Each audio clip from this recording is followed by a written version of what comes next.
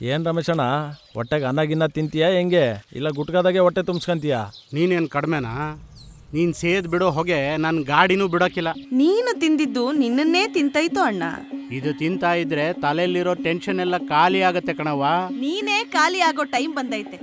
ನೀನ್ ತಿಂತಿರೋದು ಒಂದಲ್ಲ ಎರಡಲ್ಲ 108 ವಿಷ.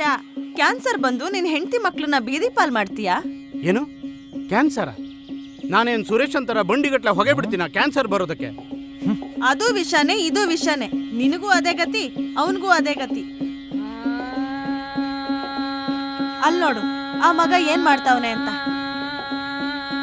ನಿಮ್ಮನ್ ನೋಡಿ ಅವನು ಅದನ್ನೇ ಕಲಿತಾವನೆ.